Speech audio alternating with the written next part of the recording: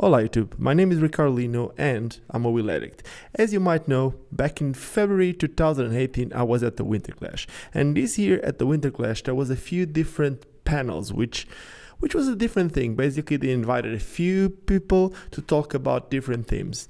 So in this audio file, this podcast or whatever you want to call it, where I was one of the persons invited to talk about this theme, keep blading alive. So hope you enjoyed this one. Okay, good evening everybody. Welcome to the first panel discussion of this year's WINTERCLASH. The panel discussion title is Keep Blading Alive, Hooray. As I can see in the audience, I hope it won't be like that, but it seems as we're going to be preaching to the choir a bit. So let's try and give as much insight into the topic as we can. Okay, first I'm going to introduce each one of the panelists. First we have Sven Boekorst, longtime pro skater for rollerblade, one of the biggest European skaters ever, organizer of rollerblading at Urban Sports and E-Move Amsterdam, Dutch Championships, Mind the Gap City Hopper.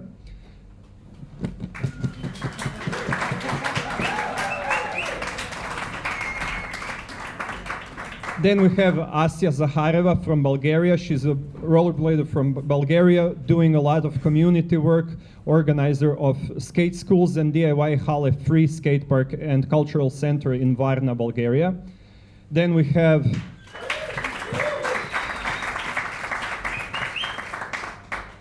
the Rams super pro, Nils Jansons. He runs the Straume Skating School. He runs the rollerblading part of the Ghetto Games Festival and skate camps. Once again.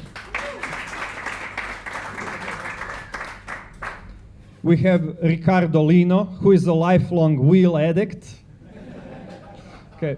Former pro for Rams, USD, he runs skating schools in Africa, running the Lino's shop in South Africa, and making a very, very visible and very, very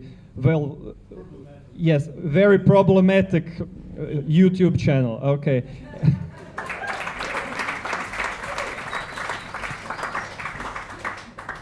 And in the end, last but not least, JOHAN BERTHONNEAU, right?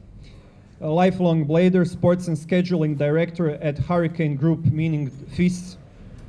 World Skate International Federation coordinator, responsible for pretty much everything rollerblading, including with rollerblading at FIS and other events.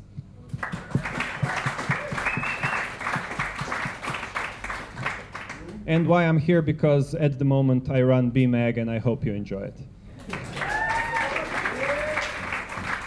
Okay, let's start with Sven. I wanted to start with Sven because he has such a long history in organizing events and competing.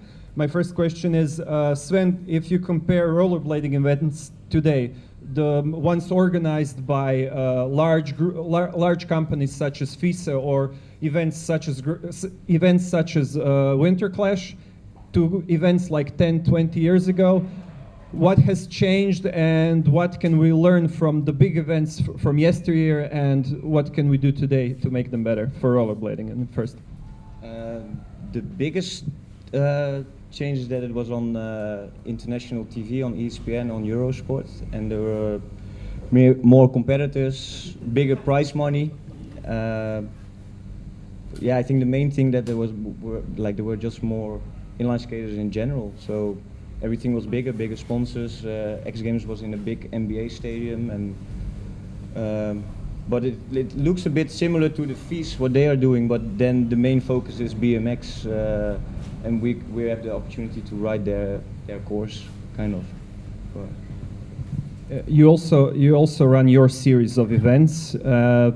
How do you manage to work with the local councils, the governments? How do you manage to work with sponsors?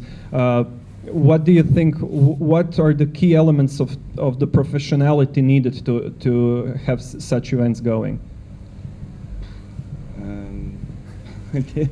The most important is, I guess, to have a good concept, or to have something that you believe in. Or, for example, with Mind the Gap, it was a good mix of shows and competitions, which was not easy, but what was able to sell to local governments or to sponsors, which was pretty interesting for them because we were able to build up quickly and did a great show for the skaters. It was fun to do it, and we could we didn't take a lot of space on music festivals and for the city center. So we made like a presentation about the stuff we did, but I think the concept of the competition of the stuff that I did was the most important. Okay, talking about concepts, Johan, can you tell me something about the FISE concept and how rollerblading is included in it? The FISE concept is like born 20 years ago. My boss still the same, the owner of the FISE, and only owner without any people outside from that. He created an event like as a student project, mostly as a festival close to the beach in Palavas, close to Montpellier. And the main idea was to join this different sport with the same culture and lifestyle, and it keep going. And the part of blading in it, different years, different age. As Sven says, right now it's mostly BMXs because of the sponsors, the media, the interest of the crowd, and also the number of riders in BMX. Are there that many more BMX riders, not only the ones competing, but the audience? Is it so much bigger? Yeah, people love it. Seriously, they love it. The bike and everything, I think it's the same in the Nitro, it's the same in the X Games, it's the same everywhere. They love it. But they love inlines also, but actually we got really more people from BMX coming and really more people from the media and the sponsorship coming from the BMX. And skateboard is big too, and they're not coming to FISE in skateboard maybe because we're not that big in skateboarding events. And talking about roller, because this is what we talk about, and it was really huge at FISE. I think it helped the FISE to grow up, and my owner and my boss still feel this is thinking the same, like back in the day, 97, 98, it was 300 amateur, 100 pro, something like that. It was 3 days of qualification, something like that. So it made the FISE big too, because the roller freestyle was big at that time. So it depends of age for answer your question. Okay. We spoke about how these days you can get a really nice high-level competition, and you get like 20 to 25 top pros at a certain event, and then you can't get 10 to 15 kids in the amateur competition. Guys, do you want to offer an answer? How come this happens? Like Nils, you run a pretty successful event, and I see that there are a lot of kids skating there. What do you think? Is it easier to get kids in a remote like region of Europe, to get more kids skating? Do you think there's a difference in the mentality of the kids who enroll in rollerblading and similar sports in different parts of Europe? Well, back home, I've been part of the Ghetto Games Festival for like 6 years, and almost over the whole years, I've been running the blading school, which goes kind of hand in hand. The contest, one of the main goals is to create something spectacular for the youth, for the new generation, which for me, when I was back, when I was a kid, which would be incredible if like best world athletes come to the local skate park. So this was my chance to do that. And with having kids, it's the biggest problem is just not enough new kids getting into the sport. You know, they're not seeing the sport anywhere. It's not on a TV. It's not anywhere. Not enough YouTube vloggers promoting it. And yeah, it's just the main cause, not having enough juniors, which leads to not having enough potential incredible pros as well, you know. Back in the day, it used to be like 15-year-olds, 16-year-olds being the best in the world. But now, yeah, things have changed, and I think schools can help, but it has to go hand in hand with people working on promoting it to mainstream, and at the same time, schools having their job to lead the way for the kids who see the blading. But yeah. We often talk about actually getting rollerblading into the mainstream media because we have our own rollerblading media and we know which reach it can get, and how many people actually read articles, how many people actually watch videos, and what do you think is the most important thing that we can offer as rollerblading to mainstream media to get more attention from them? Because I see that like in Asia you can get into mainstream media much more easier, and in Europe I guess everybody's pretty much over extreme sports as a complete package.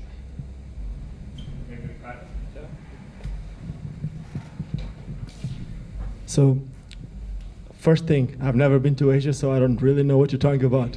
Yeah, but I've been to Africa, and I wouldn't compare, but in my opinion, what's happening and from what I've seen the whole time is like people keep complaining about, I would call it inline skating, I'm sorry, not being on TV. But do we really want to be on TV? That's the thing. No one watches TV nowadays. TV is dead. I'm sorry, but it's like my parents watch TV. Like most of the people that I know, they don't watch TV. They go on Netflix, they go on whatever. Did we ever thought about going that way? Because with all the VODs that we're doing, did we ever thought going that way? Like the only reason why I started what I'm doing, and I know that a lot of people hate the type of stuff that I do because it's disposable, and that's exactly what it is. I do shit that you watch today, and tomorrow, throw it away. It doesn't mean nothing tomorrow, but you watch it today, and I'm putting my image out there every single day. And we need more of that, at least in my opinion. Kids need to have something to watch. Like, if a lot of people that is here don't even identify with whatever I do, probably if there would be more people doing the same, then there would be one that they could identify with. Like Johan was talking about BMX. In BMX, you have so many people doing this. You have probably even too much. But inline skating, you don't have more people doing it, and you need it. Just like I just said, TV is dead. We need to adapt to that. And there's a lot of ways to do it. At least that's my opinion. But now, why aren't we on mainstream? Like you said, in Africa it's different. In Africa it's different because it's new. I don't know if it's the same in Asia, but in a lot of places in Africa, they didn't have roads until 3-4 years ago. It's hard to understand for most of us, but the first time I went to Angola 5 years ago, they were just discovering skating. They never had roads that they could skate before. So once skate started, it was amazing, but it quickly went down because they didn't have access to the products. And then there's the other things that most of us don't even know, which is how hard it is for someone to be in Africa and to get the products. Like for me, with a shop to order the products, it's just, if here in Europe, if you have a shop, you don't even need to have stock. For me, I need to order something to get it like 4 months later. Most of the times when I get the products are outdated. So then I need to make my own media so that the kids identify with something that I sell. Otherwise, I wouldn't sell it. So there's a lot of different ways for you to promote skating and to promote the products. But I guess that's my opinion. And my next question goes to ASSIA. ASSIA, you live in Bulgaria, in Varna, and you run a skate park there and a club. How come you decided to expand from the skating part of it, and why? How it came? Okay, to explain, I used to live in Germany a lot of time, 17 years, and Germany was a really nice example how things can work in a proper way. But I never lost my my tribe or my the love to my country. So I always I could compare how is the situation in Bulgaria and how is the situation in Germany, and I see that if you copy some things from Germany, just place them in Bulgaria, the skating scene at all. I don't talk just inline skating, rollerblading. I talk also about skateboarding. Just how to just to explain to you the situation. 2 years ago, Bulgaria started to build proper skate parks. So it's the level is although very low. It's like 20 years behind the rest of Europe, and so it came so that I decided to totally to change my life and to put all my love and efforts to do this, to copy the examples of west of Europe to east of Europe. Yeah. Okay, I have to check my paper now to see what I'm going to ask next. Okay, a lot has been already said today about getting kids into skating, but getting kids into skating is a bit of education work, I think, and what Nils has written to me prior to this panel discussion is that he believes that we need some sort of legit system of trainers that could teach young kids skating at skate parks and other venues. Nils, can you please explain a bit about it? Sure.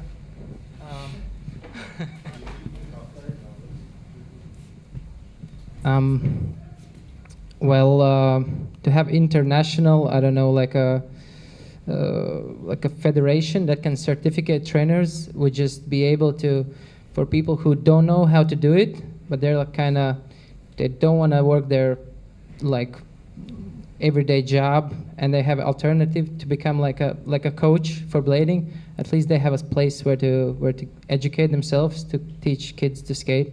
I learned it through doing it. But now I have my certificate as well, so, but yeah. You teach skating and you teach instructors? I don't teach instructors, I just teach skating, but I teach the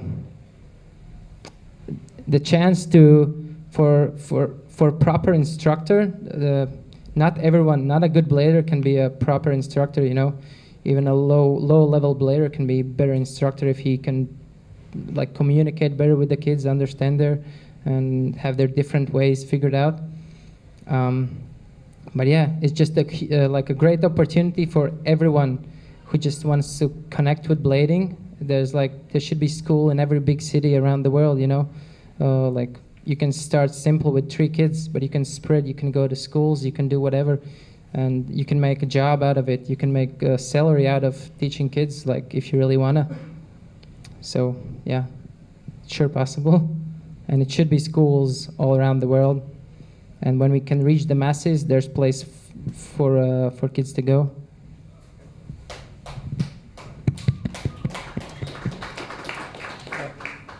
I think this touches upon the issue of us all not really seeing rollerblading the same. But do we need and do we want, if we want rollerblading to grow, do we want to and need to have it institutionalized? Like Johan is a member of the New World, works for the New World Roller Sports Federation, and it's institutionalized in a way that it's also going to become a part of the Olympic system, and it's going to be in the Olympics soon. Do you think this is the way to go, or should we keep it more grassroots? Should we keep teaching skating more grassroots? What is there to be gained and what is there to be lost if we try and have it institutionalized? I'm not working for, I'm working with, because FIS World Series are sanctioned as a World Cup event for the World Skate Federation, which is past FIRS, International Roller Skate Federation. They changed the name, it's now World Skate. We can talk about the subject of that after. But for answer your question about should we institutionalize or make it grassroots, I think we need both. We need like big X game, big fees, and grassroots events underground like WINTERCLASH, like small events like barbecue in the skate park for motivate the kids. We need everything. And we need grassroots in the institutional. It's what I'm thinking about. It's how we grow up. Actually, we're like almost dead or something we have to keep alive. It's because it's a young sport for me. Skateboarders was born and deaf again and again 3 or 4 times since 40 years. Almost the same for BMX, he was deaf at one point. And every time it's the people from the industry which building the things. It's where I'm joining Nils. We have to explain the bladers how to teach, but I'm not sure we have to explain teacher how to blade. It's, for me, it's people like me, like you, like us, involved in the event, involved in the media, involved in the teaching, involved in every institutional things or grassroots things, whatever you love and you can share. It's how we're gonna grow up and make it bigger. If for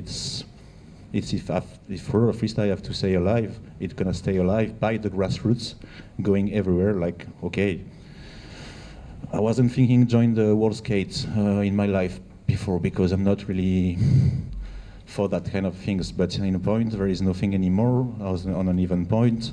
So going in that point of international federation, it can help every national federation to pay teachers, to pay association, and start to teach kids and grow up again. And this kid's gonna buy skates. Maybe his first skate's gonna be cheap. After they saw an event like this, they're gonna go to the Walmart and buy the first pair of skates. But after the job has to be done, and the job has to be done by everyone in media, teaching, being a pro in the skate park, or in, like share the passion and everything. It's also how we stay in the business because we are fans of pros, and doing event mainstream for make them buy the first pair of kit, and after grassroots events, it's like for me everything together.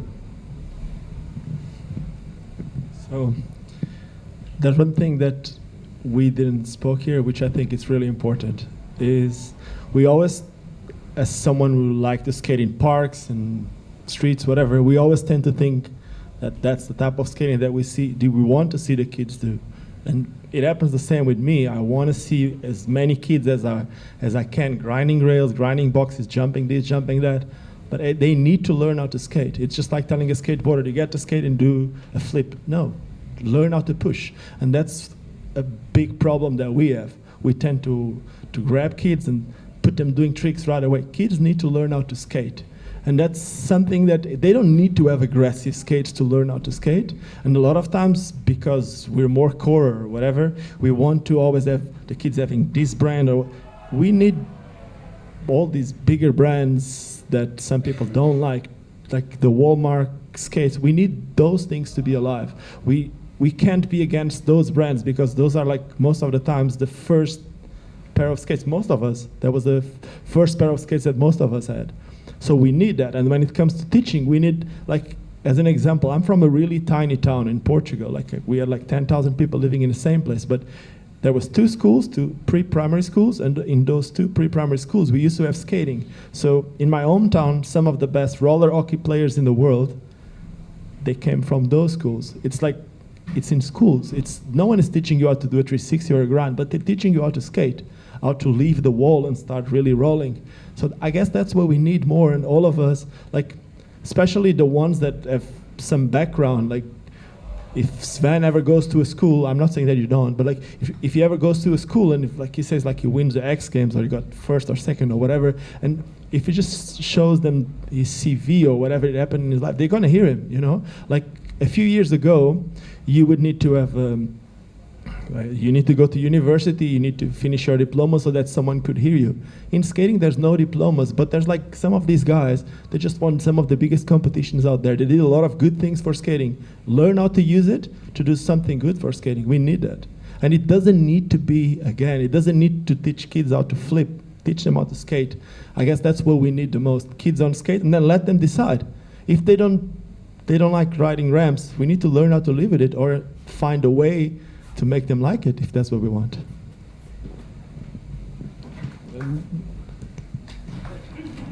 You brought up a very interesting point, so my next question is going to go to Sven. Sven, I've seen you skating a lot of big wheels recently. Everybody's doing it, of course. But continuing on to what Ricardo said, do you think it can work as a mechanism to get kids involved in our type of skating? Yeah, definitely. It can bring people into call it freestyle, or I don't know the name.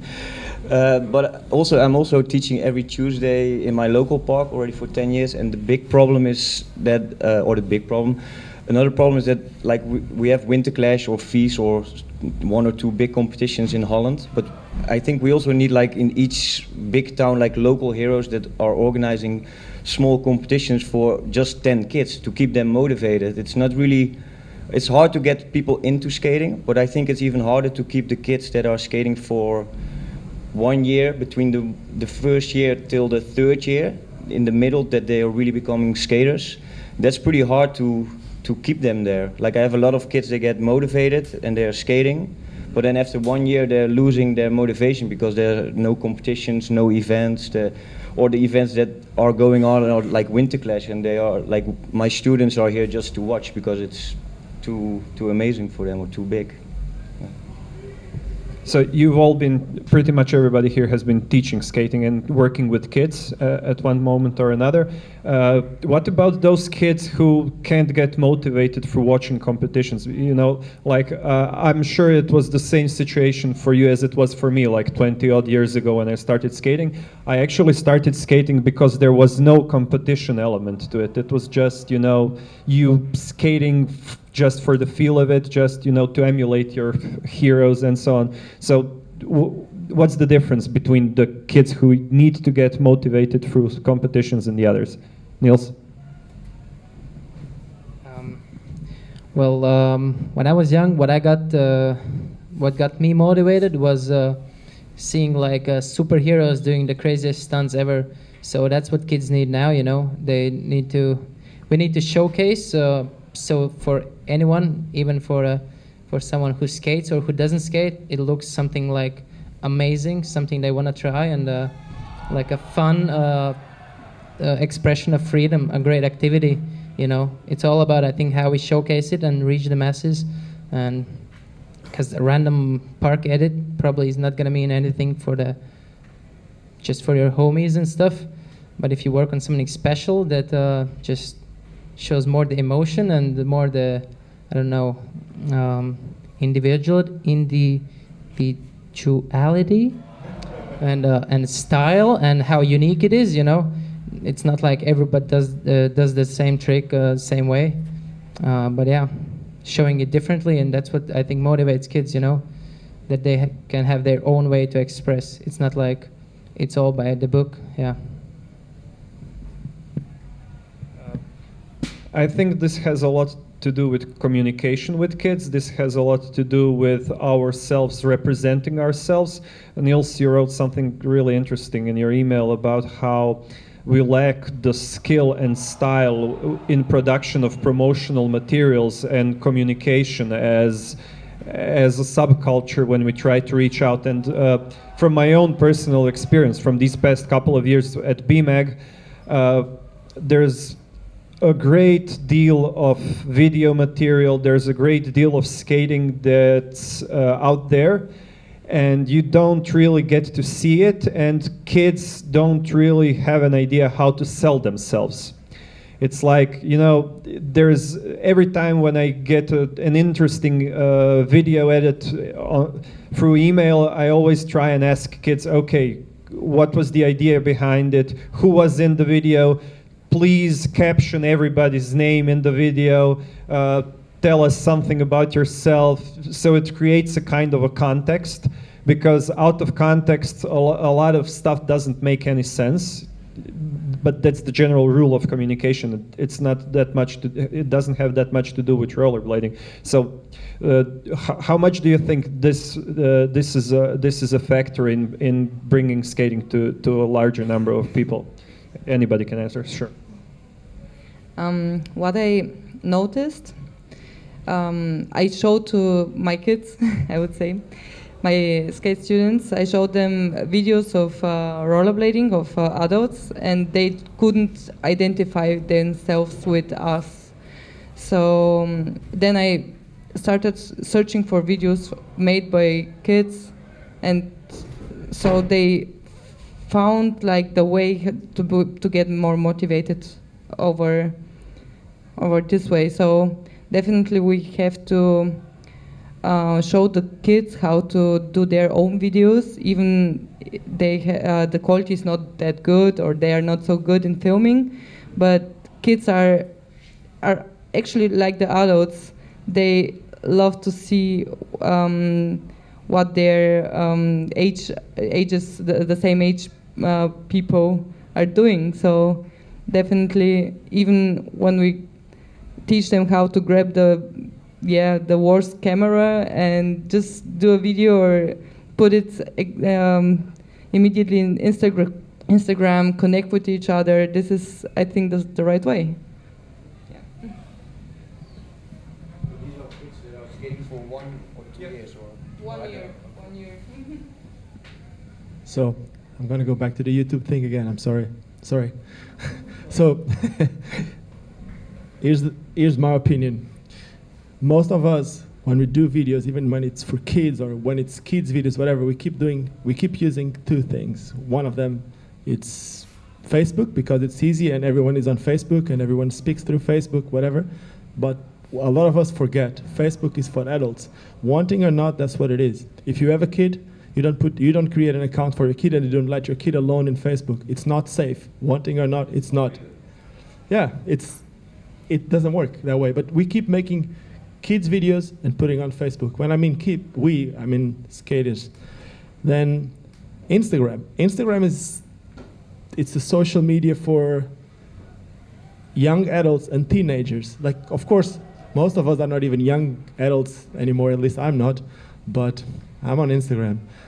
When it comes to YouTube, it's completely different. If you learn, the reason why I started making all those YouTube videos, which is a lot of my time, I sleep like 4 or 5 hours per day.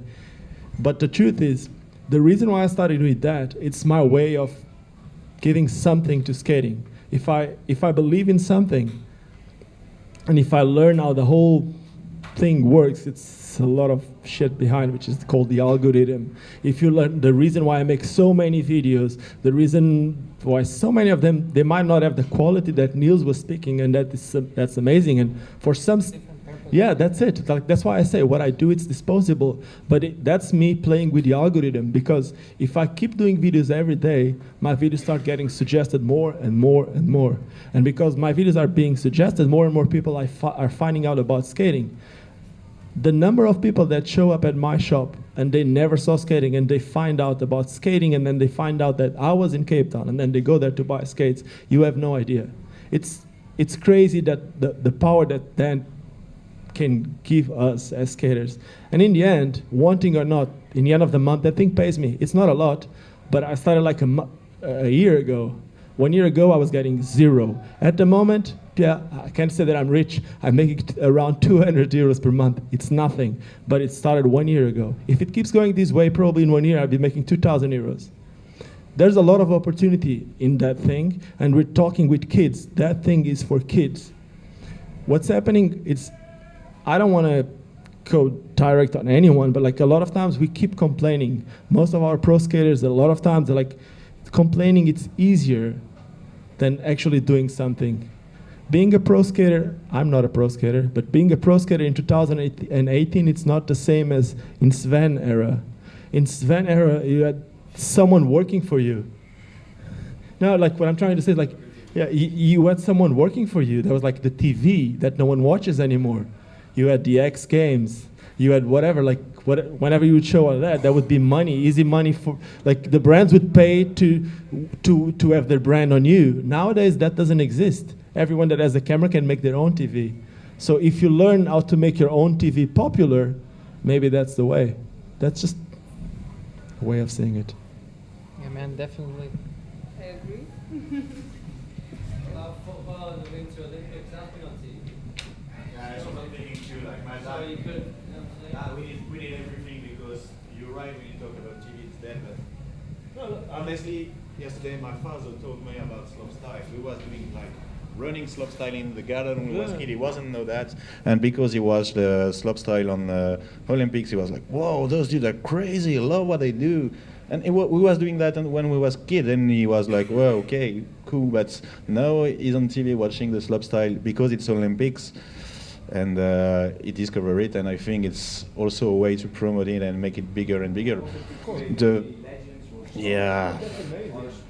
BMX and skateboard by being in Olympic, even if it's in 4 years, and maybe the TV gonna be even more dead in 4 years. But the Nitro Games was a huge thing, and we were all like expecting that skating would be live on TV, and that would be an amazing thing. We all wanted. But what I'm trying to say here, it's not. I'm not trying to go against. Sorry, I'm not trying to go against anything or just saying that give up on TV. What I'm trying to say is like, if it happens, happens. Keep trying it, but don't stay with that sad face waiting for things to happen. You know, that's like, fuck that. Move on. That's basically what I'm trying to say. Thanks, Ricardo. Now my question is, we haven't really decided yet. The topic is keep blading alive, but what do we need more to keep it alive? Do we need corporate sponsors, or do we need new kids entering the sport?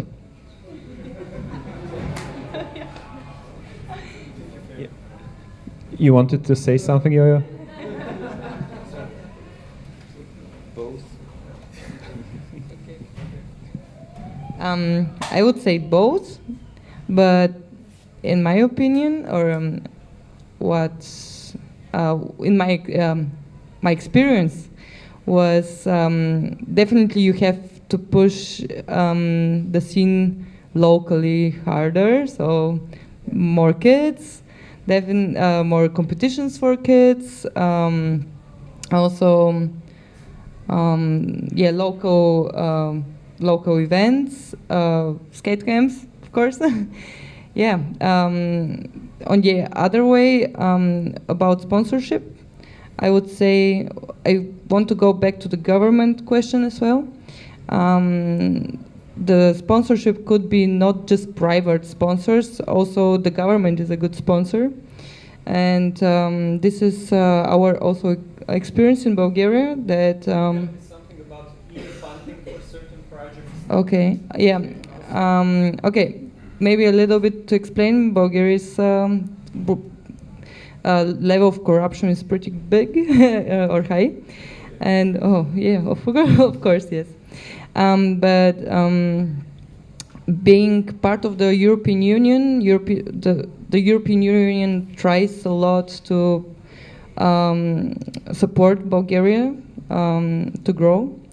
So, for example, last year, Varna was the European Youth Capital of 2017. Did you get the skate park built? No, of course not. We expected it, but it didn't happen because I would say corruption. What we were able to do was to apply with different projects for little money. Okay, I applied with 2 projects with an amount of 10,150 euros, and but it was something. So we could start with somewhere. Corruption or not, or I don't. Personally, I don't care if is there. Of course, I care if there's a corruption or not. But what I wanted to tell you is it's important to have an NGO. It is very important to apply also for European programs, governmental programs. Just also to tell the politicians, hey, we are here and we want to have skate parks. We want to have skate schools. Yeah. So yeah, this is actually I miss even in Bulgaria the private sponsorship. It's not like Siemens is going to sponsor you, or the most sponsorships is a governmental sponsorship. I've seen that there are quite a few industry people in the audience here tonight. I'm guessing I would hope to hear some of your experiences. I will try and not hijack this completely, but I see we have Chris Haffey in the audience here tonight. May we have an applause for Chris? And that's why my next question actually goes to Chris. Chris, if you would be so kind if to join us for a while. Can we get a chair for Chris? No. Do we have a chair? Okay. Take my. How's it going, guys? Okay. Hi. Hi. Nice to meet you. Okay. You've been a pro skater for like what, over 15 years now? Okay. Okay, and you've been to pretty much every big grassroots competition in both the US and Europe in the past decade and a half. And now for the past couple of years, you have been working with Nitro Circus and really bringing rollerblading into the spotlight.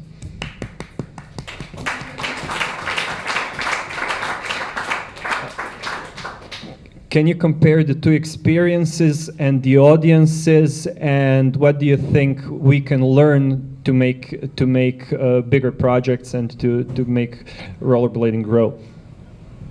I think it's hard to compare the two, really.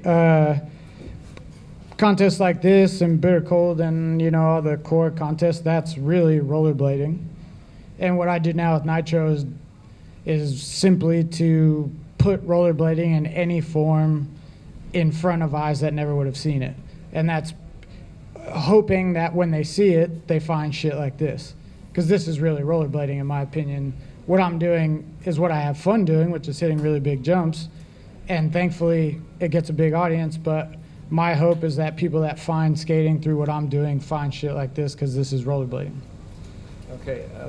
What about the level of professionality and organization of events such as these and big events such as Nitro Circus? Nitro Circus is a tour, so it tours around the world, and it's a huge logistical operation. What are some of your experience that you think might help us, accomplish our goals?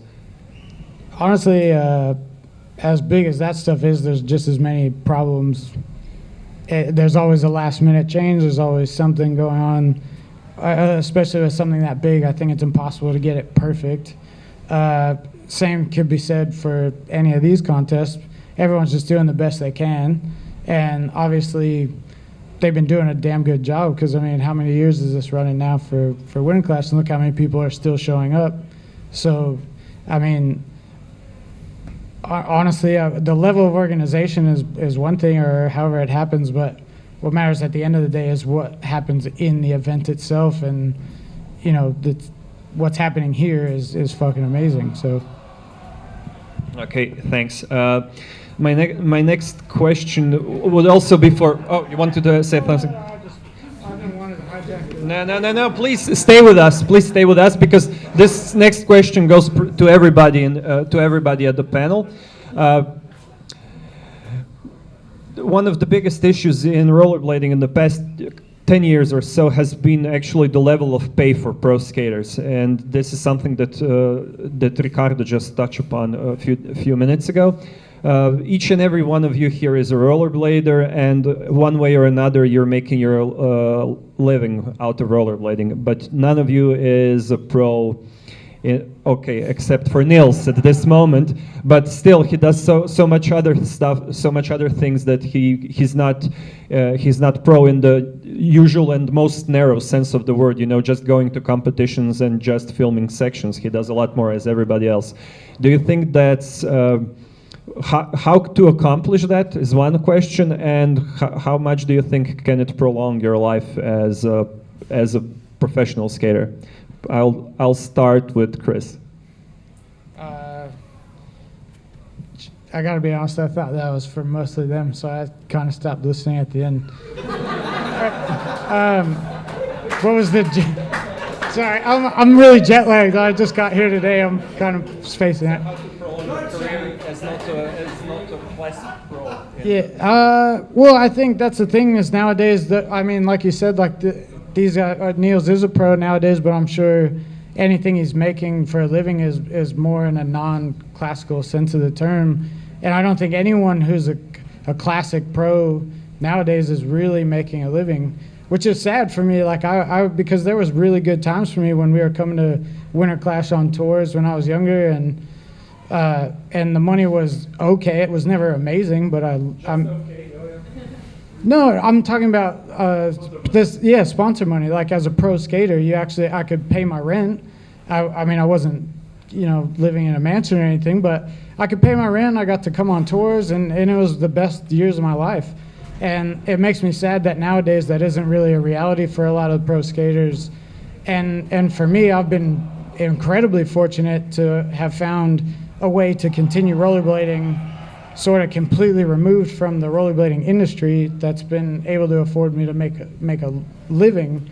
But I think nowadays there's no classic way to make a living as a pro skater. Okay, thank you. Sven?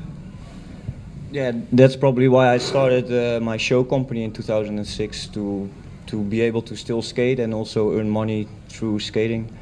And I think you have to be creative, like we're also talking with the governments in Holland and presenting that we're getting kids on skates and that they are moving and not sitting behind the computer. And in Holland, that's a good way of getting some money to organize the Dutch championships with 4 weeks of teaching schools how to skate and stuff. And then a few years later with City Hopper, it was the same story. We also were looking for sponsors, and we found some sponsors because they liked the concept. And there was a theater show that I did, which is making me get also some money on my bank account. But all these little things keep me going, and I could still be able to skate on the side, which I love the most, But in a way, you have to be creative and find through your contacts or through your ideas to create stuff, I guess.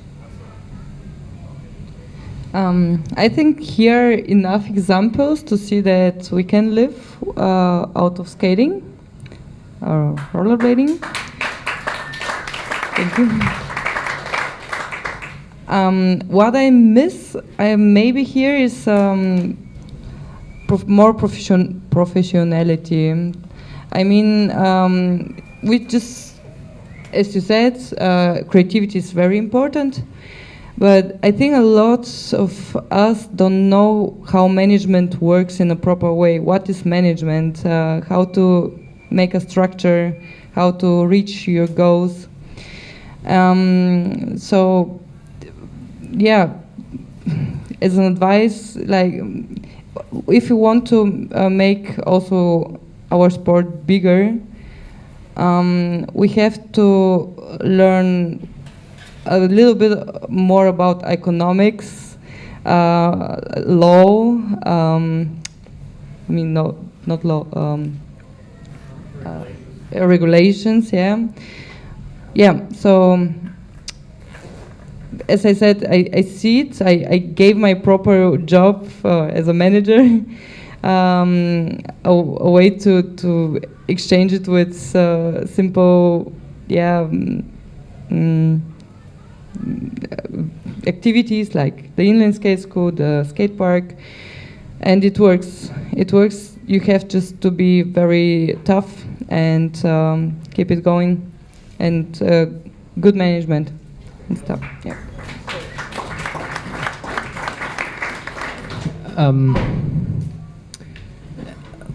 What was the question? Like being a pro and making a living, yeah.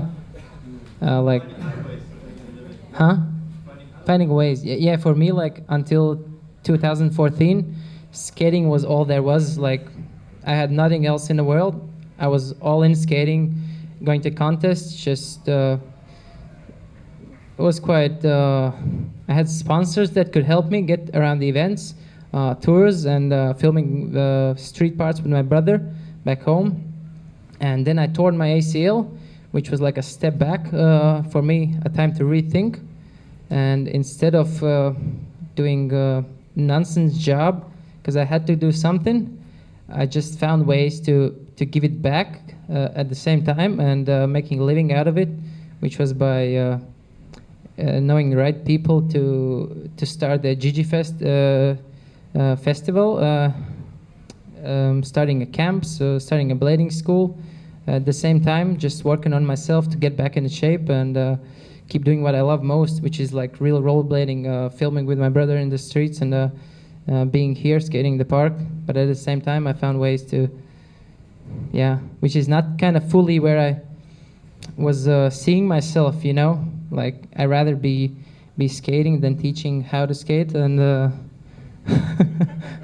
but it just worked out nicely, and it's my way of giving it back to the thing that made me who I am. And it was like the only really thing I saw in the world until I tore my ACL and just switched my world up a little bit.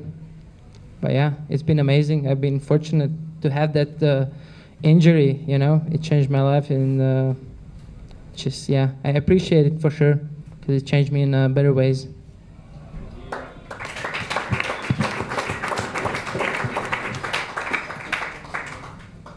So, I guess like 3 years ago, I was living in Portugal. I quit my job and I moved to South Africa. I was supposed to get an okay payment from a company from Angola. I never saw one single cent. Corruption, yes, whatever else. I never got one single payment.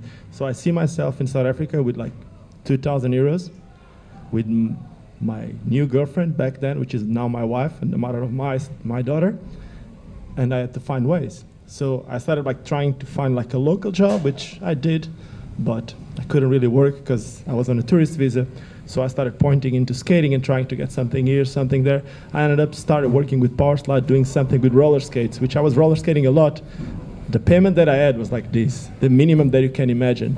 What could I do? I could start complaining about that. That's the easiest thing, just complain about it and trying to find something else. Or you can work on that. You can work on that and try to make it grow, and that's what I did. So my job was to basically promote roller skating. A lot of the people here don't really like roller skates. They just see the girls with the short shorts, whatever. Doesn't matter. That's all I had. It was my way to get into skating again. So I got the skates and ended up realizing that the people around me would like to buy skates. So I started selling those skates. A few months later, I had to make another order, and I put some inline skates in it. And that's how I started. And I got back, I moved to South Africa with 0 euros. Like, I didn't know I was going to get money. I had money for like 2 months, something like that. And right now, I can actually say that I'm living comfortably in South Africa, 100% from skating. So I could get my payment and spend it, or I could get my payment and get my money back on skates. And that's what I do every single month. Every single month, my payment is in skates. I need to sell skates. I need to promote skating if I want to live. That's it. I'm far to be like those guys, pro skater or whatever. Just but I'm skating since I'm 7 years old, like with quads, healing like this, dancing with skate, whatever. And then the inlines come, and it was big, and I want to wear buggy and shred in the city, in the town with my friends. And like Nils says, it's pretty just much what make me. So like the confidence in myself, and a few people like the lifestyle experience, the trip, the tour, everything, like be aware, curious. You know about that.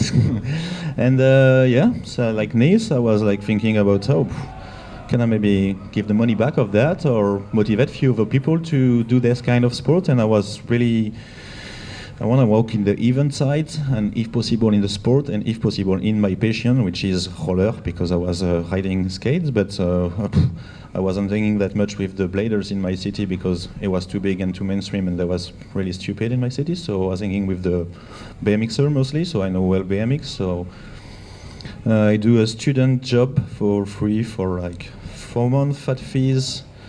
It went well. It was the 10th anniversary, 2006 of FEES. I finished my school, and then I'm come back 2 months, 3 months later for a little contract of 3 months, and then 3 months, little contract, like low money, like we were saying. But in fact, it was 2006, 2007. It was a company of 13 people.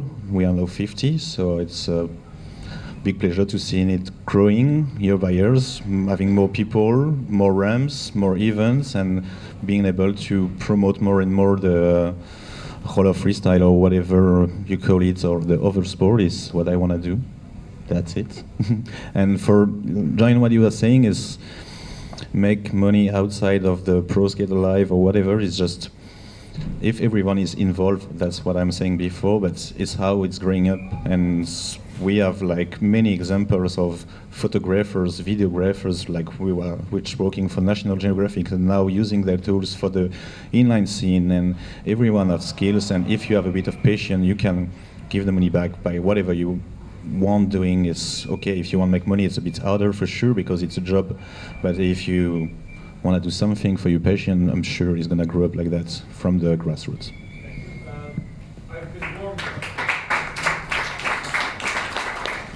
I've been warned by Yo-Yo that we only have a couple more minutes before we're done, so for your closing remarks, whoever wants to go first, if you could name 3 things to help skating grow in the next 3 years, what would they be? Who wants to go first? You know, just maybe 3 short pieces of advice, something to yeah. Elon Musk Pro Skate. Yeah. Okay then. Okay. Ricardo, I'll let you go first so that everybody else can think of something to answer. I'll just say 2 words: do more. Complain less, do more. Complain less, do more. Okay. I think that pretty much everybody in this room does a lot. So. I'm not saying it's us. No, yeah, definitely. Okay, Chris, maybe you? I mean, I think he kind of hit the nail on the head there. Just do shit. Like, do shit for skating. I don't know. Like, just stop complaining and do shit. I don't know. That's good. True.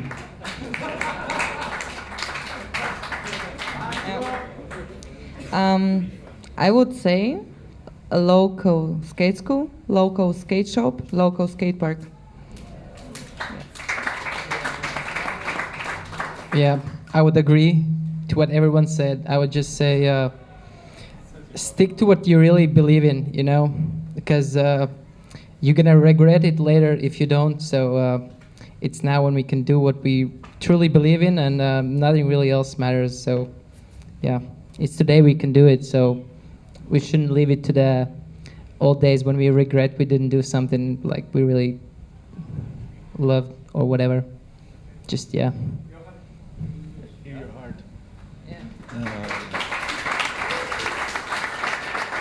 Yeah, pretty much the same. Just be involved. I'm thinking doing even for the mainstream, for being on TV, on YouTube, whatever, for promote on the marketing side, for make the kids buy the first pair of skates, and then we need media for transmit the lifestyle, the culture, the pro also doing the same. We need teacher at school, and we need also not teacher like just hanging at the skate park with the kids for make them passionate and also show the blading, and maybe some scooter guys gonna quit the scooter and buy some skate. It's what they do. They quit scooter and buy BMX because BMX looks cooler than various BMXers in the park. And then again and again, there is more kids. You was asking before, do we need kids or corporate? The corporate company make money in what they make money. They put money on something where there is a market. So if you have a bunch of kids buying skate, they're gonna put money in it. If it's all these over 50 years old skating, this is gonna be the car company which gonna put money on the event like it is in the golf. Like, that's it.